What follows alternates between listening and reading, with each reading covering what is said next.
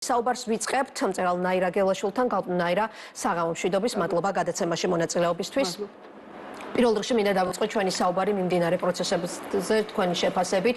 როგორი არის თქვენი პოზიცია იმასთან დაკავშირებით, რაც ხდება ბოლო 15 დღეა ქვეყანაში და სად ხედავთ შექმნილ პოლარიზებულ გარემოში და მძიმე სიტუაციაში გამოსავალს? იცით, რამდენიმე წერილი გამოვაქვეყნე ამასთან დაკავშირებით და ვილაპარაკე ამ ყველაფერზე, რაც მოყვებოდა ამას, რაც იქნებოდა და ასე შემდეგ. პირველ რიგში იცით, მე მინდა დავიწყო და უფრო ამისთვის მოვედი, რომ გამოვხატო ჩემი უკიდეგანო პროტესტი, აღშფოთება, შეძრუწუნება და სასოწარკვეთაც იმ სისასტიკის გამო, რაც ვლინდება მომიტინგეების მიმართ. აი ამ ახალგაზრდების მიმართ გესმით და განსაკუთრებით დამსხვრეული თავპირისა და თავყების განახვაზე. ამდენი ადამიანის ასეთი შემოსვრა მშვიდობიანი მომიტინგის, იმიტომ ვინც დაშავებულია, ის მშვიდობიანი მომიტინგი იყო. მშობლებისათვის შვილების წართმევა, თვალწინ, ჩასაფრებები, ამდენი ხალხის დაპატიმრება. არ ვიცი, ეს არის ნამდვილი, აი 37 წლის კიდევ დასაწყისი. და მე მიყვარს ჩვენ ხალხში სისასტიკისა ეს მარაგი. წინა ხელისუფლება იყო, იცით როგორც იქცეოდა, რომ 20 წელიწადია გამოდის, რომ ორი ხელისუფლება თავის ხალხს ცევს, ასახიჩრებს, ციხეებში ყრის, უმიზეზოდ, იქ აუპატიურებდნენ, აქ გაუპატიურებით ემუქრებიან, წარმოუდგენელი რამ ხდება ჩვენს თავს და მე მრცხვენია აი ამ სისასტიკის, მთელი მსოფლიო უყურებს ამას. საკუთარი ხელისუფლება ამ ახალგაზრდებს, რომელსაც ვერაფერი ვერ მოუტანა, ვერაფერი ამ მთავრობამ ვერ შესთავაზა, რომ ეცხოვრებოდეთ აქ და არ გარბოდნენ ყველანი. და მე მიუბრუნდა და თავპირი დაულეწა და სახსრები დაულეწა.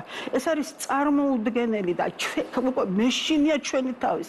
სად იმალება ეს ამდენი სისასტიკე და ყველაზე საოცარი, რაც მე უბრალოდ მანადგურებს თამთა ის არის, რომ როდესაც შენს მოწინააღმდეგეს კლავენ და ამსხვრევენ, ეს შეიძლება. როდესაც შენ შვილს შეეხება და შენიანს და შენი პარტიული წევს, მაშინ არ შეიძლება. აი ამას უყურებს ჩვენ ეხლა, რომ უამრავი ადამიანი, რომელიც მთავრობას უჭერს მხარს, ძალიან გულგრილია იმ ყველაფრისადმი, რაც ხდება სხვისი შვილების განადგურებისადმი. ასევე იყო წინა ხელისუფლების დროსაც. ესე იგი, გამოდის, რომ სიკეთე პარტიულია, გულმოწყალება და შეცოდება, ეს არის პარტიული მოვლენა. თუ როგორ აი მე მაგალითად რომ ჩემი დამოკიდებულება ცნობილია, რომ აქვს სრულიად შეურიგებელი დამოკიდებულება ნაციონალური მოძრაობისადმი.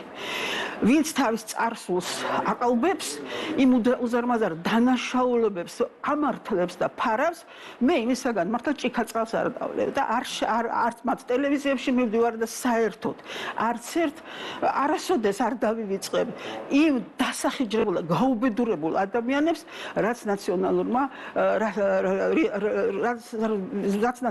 მოძრაობამ წარმოქმნა. მაგრამ როდესაც ხაბეიშვილს ისე მოექცნა, რომ ესე იგი მთელი სახე და თავპირი ჰქონდა ჩამსხვრეული და მეორე ყმაწვილი იყო კიდევ იქ კაცარავა, მე მგონი კაცარავა. ესე იგი განადგურებული, ესე იგი გამეტებული სასიკვდილოდ. მე ცუდად გავხდი, რომ ამას არ განიცდიდნენ კოცების მომხრეები. ეს შეუძლებელია, ეს არის პათოლოგია. როგორ შეიძლება გულმოწყალება იყოს ტენდენციური ხალხო. ერთ შემთხვევაში შეიძლება, მეორე შემთხვევაში არ შეიძლება. ერთ შემთხვევაში გეცოდება, მეორე შემთხვევაში არ გეცოდება. და აი ეს უკვე ხელისუფლება ჩვენი უკვე ჩაეფლა აი ამ საშინელი სისასტიკის აი ამ მანქანაში და ამას დიდი მწუხარებით ვამბობ მე, დიდი მწუხარებით და ჩაკეტილი წრეა ეხლა შექმნილი უფსკრულის თავზე. აი ჩაკეტილი წრე უფსკრულის თავზე. მომიტინგეები არ იხევენ, არც ერთი ნაბიჯით არ სურთ უკან დახევა და ამბობენ, რომ მაქსიმუმს ითხოვენ და ხელისუფლება საერთოდ არ აპირებს არავითარ კომპრომისზე წასვლას. უნდა უსმინოთ ტელევიზია იმედს და პოსტივის და მიხვდებით. ისევ უწოდებენ ამას ლიბერალურ ფაშიზმს, აი ამდენ ხალხს, ვინც გამოდის ქუჩაში, ისევ უწოდებენ აგენტურას, დაფინანსებულ მტრებს საქართველოსი აბსოლუტურად რიტორიკა არ შეუცვლიათ და უნდა გითხრათ, რომ იმედი და პოსტივი შეიძლება ყველაზე მეტი დამნაშავეები არიან, იმიტომ რომ ბატონი ბიძინა ივანიშვილი ეტო მათგან იღებს ინფორმაციას. ჩვენ ისიც არ ვიცით, რა იცის ბატონმა ბიძინამ. რას ხედავს? ის უყურებს ალბათ თავისი ბაღიდან და საკუიას ტყეებიდან გამოიხედავს და შეხედავს იმედს ალბათ და პოსტივის. და იქ არის რომ ეს არის ფაშისტები, აგენტურა, კრიმინალები და ასე შემდეგ. და როგორც ჩანს ის რომ არ იცვლება სიტუაცია, სწორედ აი ამ მიწოდებული ინფორმაციით არის განსაზღვრული.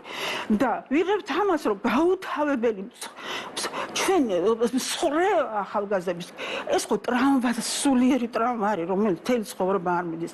მაგათ იმდენი ხნის კურნალობა დაჭირდებათ ყველას. ეს ცემა თქვენ ექიმების აზრით მოისმინე და რა თუნდა ექიმი, ხა ყველა დედა მიცის ეს ცემით შემდეგ ვითარდება ყველა დაავადება შეიძლება განვითარდეს განსაკუთრებით როდესაც ეს არის პირის სახე და თავი დაზიანებული ხო ესენი გამეტებული არიან სასიკუტილოდ ჩემი სათქმელი აი ეს არის გულმოწყალების გაქრობა აბსოლუტურად და ისეთი კაციჭამეების განუზრდა რომლებსაც შეზრდილი არის ამ პოლიციაში და მთელი ამ ზონდერ ჯგუფებში ნაციონალური მოძრაობის მთელი შავბნელი აი დემონური ძალები რომლებიც ციხეებში ადამიანებს მუსრავდნენ და ანადგურებდნენ შეისხოლსა და შეისო თავისი რიგები ამით ქართულმა ოცნებამ და მთლიანად ივაჭრათ სამართლითა და მართლმსაჯულებით ნაცვლად იმისა რომ აღესრულებინა თავისი პირობა რის გამოც ხალხმა აირჩია მართლმსაჯულება აღესრულებინა გაესამართლებინა ეს ნაციონალური მოძრაობა და აეკრძალა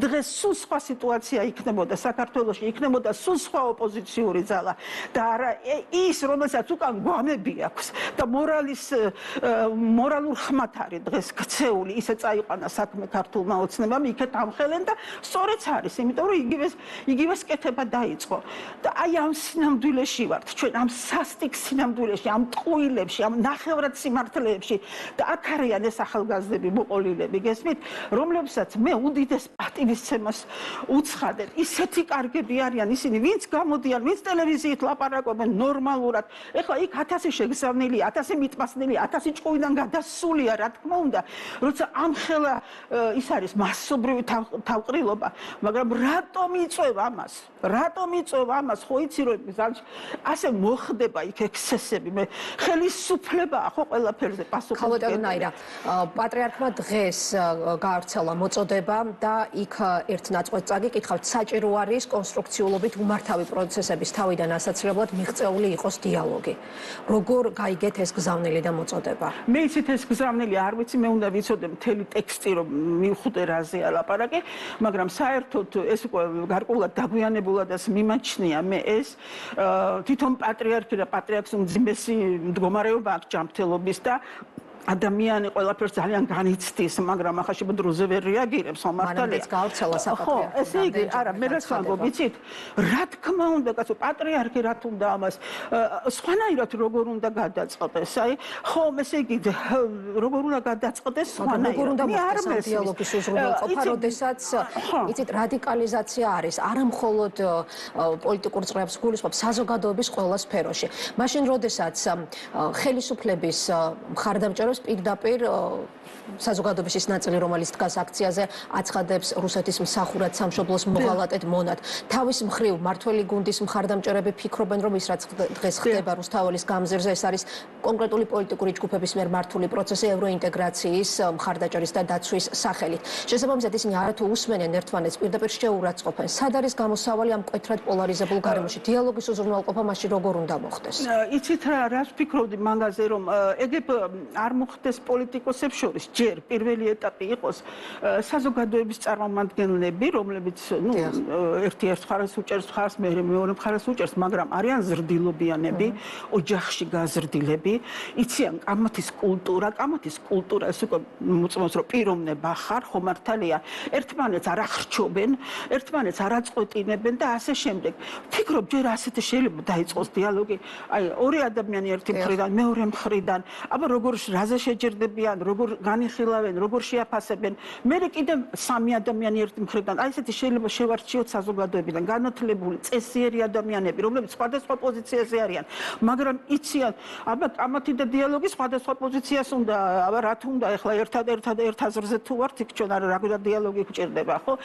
შეიძლება აი ასეთ რაღაცა გავაკეთოთ, თუნდაც ტელევიზიაში, გავაკეთოთ ესა. აბა 7 საუბარი მოვისმინოთ. 7 საუბრის ადგილი აღარ არის საქართველოში. გესმით ეს მთელი სოფლიო ხო არის გაგიჟებული და ეს საქართველო აი ამ საგიჟეთის კიდევ ერთი ძალიან მძიმე ფილიალია. იმიტომ რომ 7 საუბარი არის შეუძლებელი და პიროვნება არის განადგურებული. პიროვნული აზრი არსად აღარ ისმის, უკაცრავად ეხლა ძალიან ნერვიულო. ცუდად ავარ ამ ყველაფრის გამო და არსად აღარ ისმის ეს პიროვნული აზრი. მასა გუგუნებს, გესმით, აქ შეუძლებელია საუბარი. ერთ წერტილს ვერ მონახავთ ეხლა ჩვენ სივრცეში შეიძლება ნორმალური სიტყვა ჩავარდეს. მაგრამ უნდა დაიწყოს. იცით, ეგ თქვენ სცადოთ. მე ჩემს მაგალითად კანდიდატურებს გეტყოდით, იცით, საინტერესოა. აი დასხდნენ და ილაპარაკონ, რატომ შეიქმნა ეს სიტუაცია საერთოდ, ხო? აი ეს არის ერთი ჩემი წინადადება. ნამდვილად ეს შეთავაზება ჩვენგან მუდმივად ისმის, რომ ჩვენს პლატფორმაზე, ჩვენ სივრცეში დაეთმოთ საზოგადოების სხვადასხვა წარმომადგენელს ეთერი, რომლებიც ერთმანეთისგან რადიკალურად განსხვავებული პოზიციების მატარებლებს შეიძლება ზრდილობიანი და კულტურული ადამიანები. არა შეშლილები, გესმით, რომლებიც ერთმანეთის დასახრჩობად იწერენ. ეს არაფერი არ გამოვა. და კიდევ ის მინდა გითხრათ, იცი რომ აი მთავრობა სულ აპელირებს იმაზე, რომ აი ეს ნაცმოძრაობის მიერ არის მართული, ეს ნაცმოძრაობის, ეს არ არის სწორედ თქვენ იცით, იმიტომ რომ ნაცმოძრაობა დღეს ასკაც ვერ გამოიყვანს, იცით თქვენ, მაგრამ თუ ეხლა ყველა ერთად არის თავმოყრილი, იმიტომ რომ აი როდესაც გემი იძირება, მაშინ ყველა მგზავრი ერთიანდება. ერთი შეიძლება იყოს ყაჩაღი, მეორე იყოს მონაზონი, მესამე იყოს მეცნიერი და ასე შემდეგ, მაგრამ უცბად ყველა ერთიანდება და იწყებს ტვირთის გადაყრას, ან ანძების მოწესრიგებას, ან რაღაცის გაკეთებას, მაგრამ ერთად შრომობენ რომ გადარჩენენ. მერე შეიძლება თუ გადარჩა ის გემი, ისინი ისევ დაშორდნენ, მაგრამ იმ წუთას ერთად არიან. აი ქართულმა ოცნებამ გააჩინა განცდა რომ გემი ჩაიძირა.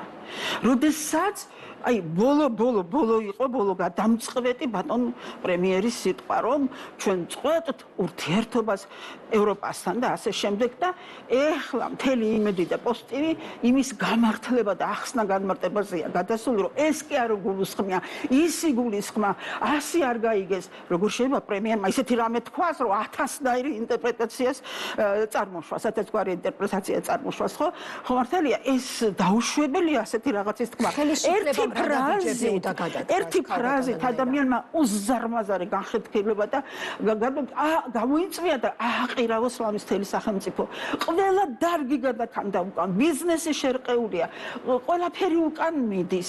ხელისუფლებას არ ვიცი, ეხლა იცით რა, ხელისუფლება რომ ვიყო მე, ჩავატარებდი არჩევნებს და მოისვენებდა ყველა, ხო, ჩავატარებდი, მაგრამ უარს ამბობენ. მეორეს მხრივ, იცით, მათ ექნებათ სათქმელი ასეთი რომ მათი გადასაწყვეტი აღარ არის უკვე ეს არის იმ ხალხის გადასაწყვეტიც რომელმაც მისცა ხო 1,200,000-მა მისცა თუ 700,000-მა მისცა ხო მისცა დიდმა რაოდენობამ როგორ მისცა ეხლა ჩვენ არ ვიცით ამას ვერ ვამტკიცებთ მაგრამ ჩვენ გამოდივართ არსებული ფაქტიდან მაშინ გეტყვიან რომ რეფერენდუმის საკითხია ეს რეფერენდუმზე გავიდეს უნდა ჩატარდეს არჩევნები თუ არა ასე იტყვის ხო კანონიერად თუ ლოგიკურად თუ ვიმსჯელებთ ხო ის ხალხი ძალიან ბევრია ამის წინააღმდეგი მე მყავს ეხლა ისა მასეთი ადამიანები სახლობლები გესმით კატეგორიულად წინააღმდეგები არიან ახალი არჩევნების და მომდის კიდეც ხოლმე რაღაც ისეთი ცუდი კამათი ასე ვთქვათ არიან ისინი რომლებიც ერთადერთ გამოსავლად მიიჩნევენ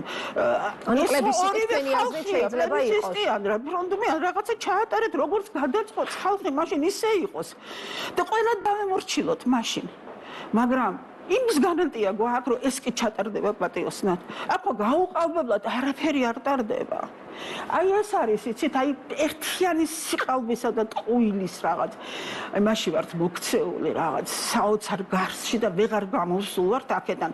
არჩევნები ჩატარდა თუ არ ჩატარდა. ხო, მაშინ ანალოგიური პრეტენზიები ექნება ახალი არჩევნების შემთხვევაში. ხო, მაშინ ეს სანდოობის პროცესი ნდობა როგორ უნდა აღდგეს არჩევნო პროცესისადმი. რომ ჩატარდეს ისა საარჩევნო კანონმდებლობა მთლიანად შეიცვალოს და მე ჩატარდეს და ასე შემდეგ. ნუ არ ვიცი მაგის ტექნოლოგიები მე არ მესმის, მაგრამ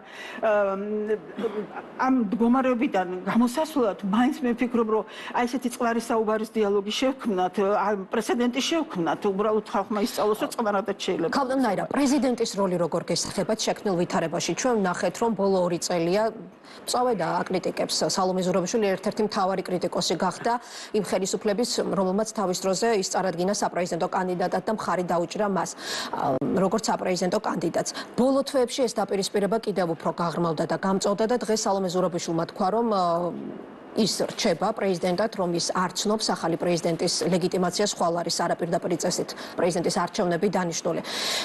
თქვენ როგორ ხედავთ პრეზიდენტის როლს, რომელიც უზენაესი კანონის მიხედვით არის ქვეყნის ერთიანობისა და მთლიანობის გარანტი? იცით რა, სალომე ზურაბიშვილის პოზიცია ყოველთვის ერთი და იგივე იყო, რა ეს იყო ძალიან მკვეთრად გამოხატული, თანმიმდევრულად პროევროპული. და ის ფიქრობს, რომ ამას ემსახურება ძალიან თანმიმდევრულად და ძალიან პრინციპულად, რომ საქართველოს ამ გზიდან არ გადაუხვიოს. გრძნობს თუ არა ის ქვეყნის შინაგან მდგომარეობას, ხალხის შინაგან მდგომარეობას, მე ამაზე თავს ვერ დავდები. და არის ბევრი საკითხები, მანამდეც იყო, რაშიც მე მას არ ვეთანხმებოდი და ამ ქმედებების არ ვიზიარებ. კერძოდ? იცით რა, ეხლა არ მინდა აქეთ წავიდეს და საუბარი ამაზე დრო დავკარგოთ, ესეც იყო. მაგრამ არ შეუძლია ამ ადამიანს პოზიცია, სულ ასე იყო, რომ მიაჩნია, რომ როგორც კი ამ კურსს დაკარგავს საქართველოს, ის დაიღუპება. და ემიგრანტებს განსაკუთრებით გამწოვებული განცდა აქვთ ამისი, იმიტომ რომ მას შეეწირა ამ დამოუკიდებლობის დაკარგვას, მაგათი ოჯახები, მძიმე ბედი ჰქონდათ და ასე შემდეგ და შეიძლება გავიგოთ ეს გამძაფრებული დამოკიდებულება ამის მიმართ. თუმცა ხო იცით ეს რომ ჩაწყნარდება თუ ჩაწყნარდა და გვეღირსა სიტუაცია, შეიძლება ყველაფერი დაწვრილებით იქნას განხილული, სად იყო მართალი და სად არ იყო მართალი. მისი ნაბიჯები მიმართულია თუ არა საზოგადოების გაერთიანებისკენ, თქვენი პოზიცია როგორი არის? იცით რა არის, გაერთიანება ძალიან ძნელია ახლა, იმიტომ რომ ჭეშმარიტება თვითონ სიმართლე არაერთიანებს, ის ყოფს. იმიტომ რომ ერთი იქნება მისი მომხრე, მეორე მისი მოწინააღმდეგე. ეს ქრისტეს ცნობილი სიტყვებია, რომ მოვედი არა მშვიდობისთვის, არამედ მოვედი מחვილისთვის. ესე იგი, დაუპირისპირდებიან ადამიანები ერთმანეთს რაღაცა ჭეშმარიტების ირგვლივ. ერთი მიიღებს, მეორე არ მიიღებს. აი, იმიტომ ეხლა გაერთიანება უნდა მოხდეს. გამაერთიანებელ ადამიანს მე დღეს ვერ ხედავ საქართველოში. პრეზიდენტსაც ვერ ხედავ, როგორც გამაერთიანებელს ვერ ხედავ. რატომ? ვერ ხედავ ეხლა, იმიტომ რომ ძალიან ძნელიც არის ვინმეს რამე რეცეპტი მიაწოდო, როგორ უნდა გავერთიანდეთ ეხლა ჩვენ? აი როგორ, რის გარშემო? კანონმდებლობა. იცით რატომ ვკითხეთ, ანუ საზოგადოების ნაწილმა, არა მხოლოდ პოლიტიკურმა ოპონენტებმა, საზოგადოების ნაწილი ფიქრობს, რომ ბოლოდროინდელი ქმედებებით სალომე ზურაბიშვილი დეესკალაციის ნაცვლად სიტუაციის კიდევ უფრო გამძაფრებას უწყობს ხელს. ამიტომ ვკითხეთ პრეზიდენტს. აი სალომე ზურაბიშვილს ხო იმხელა ბორკეტები არა აქვს და იმდენი ძალა. ყველაფერი ხელისუფლების ხელშია. ნუ მიიღებდა ამ აგენტობის კანონს და არ მოხდებოდა და არ დაიქცეოდა ეს ქვეყანა. მაგალითად, გეუბნებით. ეს არ არის კარგი კანონი, ნამდვილად არ არის კარგი და სწორი კანონი. ეხლა ჩვენ დრო არ აქვს ამაზე ვისაუბროთ, 9-ჯერ მაგ ეს კანონი წაკითხულ და მერჯერ დავწერე კიდეც ამის შესახებ. ის თიშავს, როგორც აგენტობის კანონმა თუ გამჭვირვალობის კანონმა გათიშა საზოგადოება, მე ვფიქრობ ასე სალომე ზურაბიშვილი ვერ მოახერხებს უბრალოდ გათიშვას. გესმის რომ უნდაოდეს, ვერ გესმით რომ უნდაოდეს კიდეც. მთელი არასამთავრობო სექტორს დაუპირისპირა დანარჩენი საზოგადოება, გააღვივა შური მის მიმართ, რომ არის აი ეს ხალხია, ფულს იღებენ დასავლეთისაგან, აი მე კი არა მაქვს ასეთი ორგანიზაცია, მე ვერ ვიღებ, ჩემო შვილმა ვერ შექმნა და აი შური ხო ძალიან მძიმე მანკიერებაა, ძალიან დიდი ბოროტება. იმას მწვანე შუქი არ უნდა მისცეს ხელისუფლებამ, მწვანე შუქი მისა ყველაზე დაბალ ნებებს ადამიანში და დაუპირისპირა. აი განხეთქილება სწორედ ეს არის, რაც გააკეთა გამჭვირვალობის კანონზე საერთოდ თავის დამოკიდებულებით. თუ არ მოგწონს რომელიღაცა არასამთავრობო ორგანიზაცია დამიმტკიცე რომ მისი ეს პროექტი არის ანტიეროვნული. ერთ-ერთი პროექტი განიხილეთ და მითხარ, ეს არის ანტიეროვნული და გააუქმე ან რაღაცა ქენ. ხო, ამ ხელა სექტორი, არ ვიცი 35,000 თუ 25,000 არასამთავრობო ორგანიზაცია, თქვენ წარმოიდგინეთ თვითონში რამდენი მუშაობს. ერთიანად რო ავიღოთ 100,000 ადამიანი, 100,000 ადამიანი ორ-სამ კაცს მაინც ხო არ ჩანს. უზარმაზარი სეგმენტი, უნდა რომ დატოვოს ყველაფრის გარეშე, იმიტომ რომ ეს კანონი საბოლოოდ არასამთავრობო სექტორის ლიკვიდაციას ისახავს მიზნად. ეს ამას ყველა მიხვდა, ხო?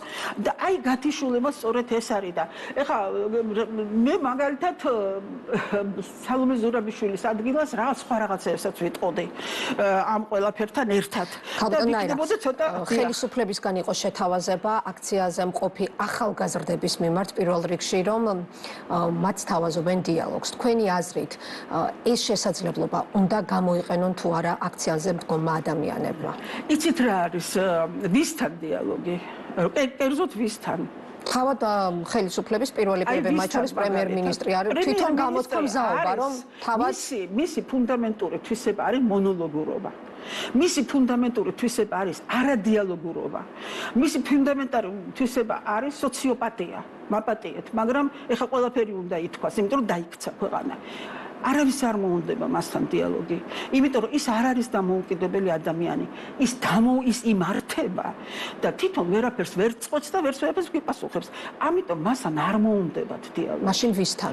ვერ გეტყვით. ამიტომ არის რომ ქართული ოცნების მთავარი პრობლემა ის არის რომ ის არის მართული თვითონ ერთი პიროვნების მიერ, რომელიც არ ჩანს, როგორც ღმერთი არ ჩანს, ისიც არ ჩანს. ვერ ხედავს ხალხი, მაგრამ აი პულტით მართულ რობოტებს დაემსგავსნენ. ამას წუხარებით ვამბობ. აი იცოდეს ღმერთმა, რომ არ მიხარია არავისი ცუდი მდგომარეობა. აი ძალიანაც ვისურვებდი, რომ ხალხს უყვარდეს ქართული ოცნება, მაგრამ 12 წელიწადი მან ვერ გამოიყენა ეს, რომ ხალხის სიყვარული დაემსახურებინა. რატო იცით, არც თვითონად აჩვენა სიყვარული და სითბო. ახალგაზრდება მათგან სითბო და ზრუნვა ვერ იგრძნეს. აი ეს არის თამთა-თორე რა თქმა უნდა არაჩვეულებრივი იქნებოდა რომ დიალოგი ხო უნდა განწყობა გქონდეს არ გისმენს ადამიანი მე შემილია ეგ ტიპი ფსიქოტიპი ძალიან გავს ბატონ ბიძინას სხვათა შორის ბატონ ბიძინას ასეთია მონოლოგური ადამიანია და ესე იგი ჩაკეტილი არის არ შედის ნათქვამი არ იგებს იმას თვითონ ლაპარაკობს ესმით და გული მწყდება ყველაფერზე გული მწყდება მე ვისურვებდი რომ სხვაგალას წაეყვანა ქართულ ოცნებას თავისი საქმე მაგრამ დღესაც მაგათ ლაპარაკს უსმენდი არაფერი არ იცვლება რიტორიკა საერთოდ არ იცვლება ქართული ოცნების საერთოდ არა როგორ შეიძლება ესე ლაპარაკი ამდენ ხალხზე ამ ახალგაზრდას ვინ იგრძნოს ახალგაზრდა რიტორიკა რა კუთხით უნდა შეიცვალოს ქალბატონო ნაირა არ უნდა უძახო ლიბერალური ფაშიზმი ეს არის სახელი რითაც მოიხსენიებს აი ამ მოძრაობას დღესაც უსმენდი მე იმედს გამოდიან სწორედ პირველი პირები ამის შემდეგ ვინ დაელაპარაკება მათ რომელი დიალოგი შეიძლება შედგეს ლიბერალი ფაშისტი არ წავა არ დაელაპარაკება ლიბერალური ფაშიზმი დაფინანსებული აგენტურა აი ასეთი სიტყვებით ნუ და უსმენი დღეს მაგას გული მქონდა ცუდად იმიტომ რომ თვითონ ჭრიან ხალხს თქვენი პოზიცია ძალიან საინტერესოა ვაკეში მაცხოვრის ფერისცვალების სახელობის ეკლესიასთან მომხდარ ფაქტთან დაკავშირებით საპატრიარქოს საზოგადოებასთან ურთიერთობის სამსახურის ხელმძღვანელმა ეს შეაფასა ქრისტიანების დევნად და ეკლესიის დარბევის ფაქტთან გაავლო პარალელი თქვენი გამოხმაურება და შეფასება როგორი იქნება წარმოდგენა არ მაქვს რას მელაპარაკებით ესა თამთა არ ვიცი რა მოხდა. ანუ აქციის მონაწილეები მივიდნენ და დეკანოს შალვა კეკელიას სთხოვეს თავისი პოზიციის დაფიქსირება მიმდინარე აქციებთან დაკავშირებით, მისი ქადაგების კონკრეტულ ნაწილთან დაკავშირებით იყო ასევე დასმული კითხვები, დაგმო თუ არა ძალადობრივი ქმედებები, ისინი თხოვდნენ ამაზე მკაფიო პასუხს და ამ ყველაფერს მოჰყვა სიტყვიერი დაპირისპირება. იცით რა შეასაქმე? თუ ვინმე არ გამოთქვას თავის აზრს, ეს უკვე პოზიციაა და მე შემიძლია ეს პოზიცია მკაცრად შევაფასო. და ახალგაზრდებსაც იგივეს ურჩევთ. არ შეიძლება მიხვიდე და სიტყვები ამოგლიჯო ადამიანს, გინდა თუ არა თქვი, ეს უკვე არის ბულინგი. ხო მართალია, ესე იგი მაძალებ, ეგეთ მინდა რომ ჩუმად ვიყო. ეგეთ მე ვლოცულობ შენთვის. ღუდლების საქმე ლოცვა, ხო? ეგეთ სადღაც გამოთქვა კიდეც კრიტიკა, ხო, არ ვიცით, მე საერთოდ ეს რომ ქადაგებაში ძალადობა არაერთხელ დაგმო. კი, აი მაგალითად უსმენდი ერთ სასულიერო პირს, თუ არ ვცდები, ეს იყო მოდელი გალდავა, რომელმაც საოცრად მკაცრად დაგმო მთავრობის მთელი ეს აქციელი. უსმენდი მეორეს, რომელმაც ბიძინა ივანიშვილი დაგმო მისი ტყუილების გამო. ხო არიან ასეთებიც, რომლებიც გამოდიან და იმას ამბობენ, რაც ქრისტიანმა მოძღვარმა უნდა თქვას. კი არა, თვითონ უნდა გადაეფაროს ბავშვებს, როცა ურტყავენ. ქრისტიანობა თავგანწირვაა. თუ თავგანწირვა არ არის შენში და თუ არის ისეთი რომ ჩაშაქრული და ტკბილად იყო კარგად შენს ადგილას და არაფერი შეგეხოს, ეს არის ყველაზე დიდი ანტიქრისტიანი. ვინც ასე იქცევა და ანაფორაშია გამოწყობილი, ან ჯვარი და ხედავთ სასულიერო პირებს ეკლესიასთან. მაგრამ ასეთებიც არიან, ისეთებიც არიან, გარკვევა ხო საჭირო. ეხლა მიხვიდე და გინდა თუ არა შენი პოზიცია მითხარი. მე მაგალითად შეურაცხყოფილად ჩავთვლიდი თავს, თუმცა ყველა მისის რომ უკიდურესად კრიტიკული პოზიცია მაქვს ხელისუფლების მიმართ, რომელმაც ახალგაზრდობაზე ხელი აღმართა. მე პირადად ამას ვერასოდეს ვერ ვაპატიებ მაგათ. მე იმ ჩამსხვრეულ სახეებს, იმ გაუბედურებულ ახალგაზრდებს, რომლებსაც მთელი ცხოვრება ეს ტრამვა გაყვება, ვერ ვაპატიებ. ვერც წარსულ ხელისუფლებას, ვერც ახლანდელს. და ეს უნდა შეფასდეს როგორც გახანგრძლივებული 9 აპრილი. გახანგრძლივებული 9 აპრილი, იმიტომ აქ მასობრივი მოწამვლა მოხდა, ექიმებს ჩვენ უსმინეთ, რომ ეს არის მართლა უკვე უცნობი რაღაც ნივთიერება, რომელიც იწვევს სასუნთქეგზების სერიოზულ დაავადებას და ეს არის ის ტრაგიკული მდგომარეობა, როდესაც რუსის ჯარის ნაცვლად საკუთარი ხელისუფლება თავის ხალხს ასე გაუსწორდა. ჩემთვის ეს არის ტრაგედია. აი ეს დაგროვილი სისასტიკე ქართულ ხალხში, რომელსაც რა უყოთ არ ვიცი და ერთს ვიტყოდი კიდე თამთა და განსაკუთრებულ სამიზნედ იქცნა ხელოვანი ხალხი. ეს არის საშინელი შეცდომა. აი უბრიყულესი შეცდომა მთავრობის და ხელისუფლების მხრიდან. როგორ შეიძლება ხელოვანთა დევნა? ხო, ესე იგი და ჩემით დაიწყეს სხვათა შორის, დაიწყეს ჩემით კავკასიური სახლი, უძველესი სამშვიდობო ორგანიზაცია, ბატონმა კახი კალაძემ გამოაცხადა გლობალური ომის პარტიის წარმომადგენლად. აი წარმოიდგინეთ და ორი გადაცემა მომიწყუნა მე, იმედმა და პოსტივი ძალიან შეურაცხყოფელი და რა დაუშავე მე საერთოდ ჩემი აზრით მაქვს. მე მოუწოდებ ხელოვან ხალხს გამოიყენონ ის რაც ღმერთისაგან აქვთ თავიანთი ნიჭი და ასახონ ეს სინამდვილე და წინა სინამდვილეთ რაც ხდება. მუსიკით, კარიკატურით, პლაკატით, ლექსით, რომანით და ეს არის მათი პირველი მოვალეობა. დიდი მადლობა ნაირა გელაშვილი, მწერალი, პუბლიცისტი, მთარგმნელი იყო ჩვენი სტუმარი.